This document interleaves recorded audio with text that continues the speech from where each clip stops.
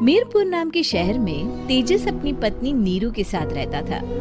पति पत्नी दोनों ही नौकरी करते थे।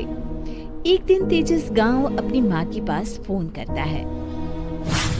हेलो, प्रणाम माँ। जीते रहो माँ, तुम दादी बनने वाली हो।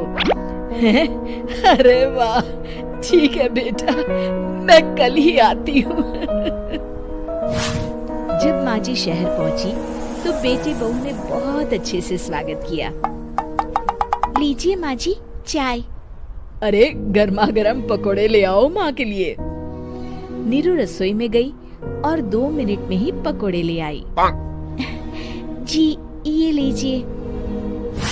बहू जादू से बनाए हैं क्या? अभी तो रसोई में गई थी।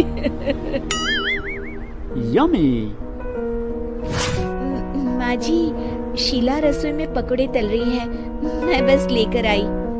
हे भगवान, मेरा धर्म भ्रष्ट कर दिया तूने। अब तो गंगा जल से शुद्धिकरण करना होगा। दूसरे दिन, माँ जी मैंने नाश्ता बना दिया है, ऑफिस जा रही हूँ। पर अभी तो घर का सारा काम पड़ा है। शीला आती ही होगी, झाड़ू पोछा बर्तन कपड़े वो सब कर लेगी। हमारे जमाने में घर का सारा काम हम ही करते थे। जी माँ जी, आप बहुत होशियार हैं, मैं घर ऑफिस दोनों नहीं संभाल पाती। तो जरूरत क्या है घर से बाहर जाकर चाकरी करने की? वैसे भी घर का काम खुद करने से घर में बरकत आती है, समझी? पर माँ जी। पर वर कुछ नहीं, इस महीने की पगार मिले फिर ऑफिस बंद है। हाँ। रात को नीरू तेजस से कहती है, सुनिए जी, माँ जी बोल रही थी कि मैं नौकरी छोड़ दूं। वैसे ठीक ही तो है, अभी तुम्हें आराम की जरूरत है। फिर भी आराम कहाँ, शीला को छुड़ाने के लिए बोल रही थी। तो अब 24 घंटे में इतना काम तो कर ही सकती हो। पर जॉब पसंद है मुझे, घर पर मन नहीं लगेगा। अगले दिन जब दोनों ऑफिस के लिए निकल रहे थे, मेरी तो कोई कीमत ही नहीं है इस घर में। माँ जी, आजकल महंगाई बहुत है, रहन सहन भी बदल गया है, दोनों नौकरी करते हैं तभी ठीक रहता है। अच्छा, तू कहना क्या चाहती है? मेरा बेटा तुझे बिठा के खिला नहीं सकता? तू ही इस घर का खर्च चला रही है, हैं? नहीं माँ जी, मेरा वो मतलब नहीं था। मतलब खूब समझती हूँ, ये बाल धूप में सफेद नहीं किए मैंने। हाँ।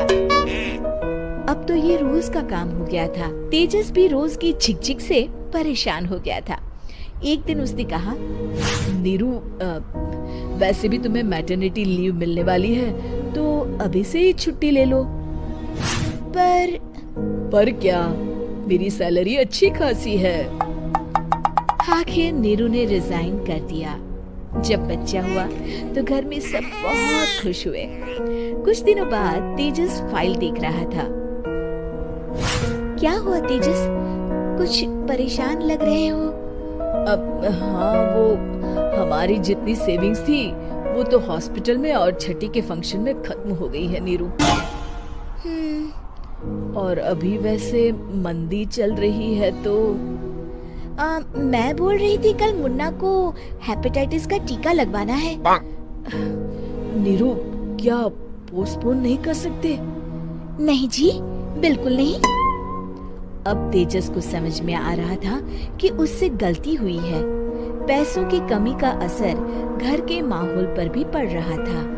अगले दिन, बेटा मेरा चश्मा और ये दवाइयाँ ले आना, पर्चा देते हुए माँ जी ने कहा। जी। तेजस, मुन्ना के लिए दूध का डिब्बा और डायपर भी ले आना, और ये किराने के सामान की लिस्ट है, इसे भी लाना है। तेजस गुस्से में लिस्ट मरोड़कर फेंकता है और चिल्लाता है, पैसे क्या पेड़ पर उगते हैं? ये ले आना, वो ले आना। अरे पर ये जरूरत का सामान ही है। वो गुस्से में बिना कुछ कहे ऑफिस चला गया। अरे लंच तो ले जाइए। नीरू दौड़कर डिब्बा पकड़ाती है एक दिन खाना खाने के बाद, नीरू,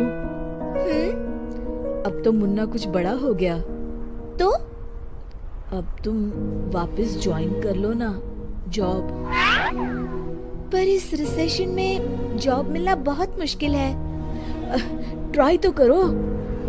फिर मुन्ना, माँ जी है ना, और एक फुल टाइम मेड भी लगा लेंगे। पर माँ जी, उन्हें तो पसंद नहीं। तभी माँ जी वहाँ आ जाती है और प्यार से नीरू के सर पर हाथ फेरते हुए बोलती है, अब मेरी समझ में आ गया बहू, पहले के और अब के समय में अंतर है। तुम काम शुरू करो, मुन्ना की जिम्मेदारी मेरी। मेरी प्यारी माँ जी, ये कहकर नीरू उनके गले लग गई। शिक्षा, परिवर्तन संसार का नियम है, हमें भी समय के साथ चलना चाहिए। उम्मीद है कि आपको हमारी ये कहानी पसंद आई होगी। कृपया हमारे चैनल को सब्सक्राइब करें और सभी अपडेट्स के लिए बेल आइकन जरूर क्लिक करें। और हाँ, वीडियो लाइक और शेयर करना मत भूलिएगा। Bye bye.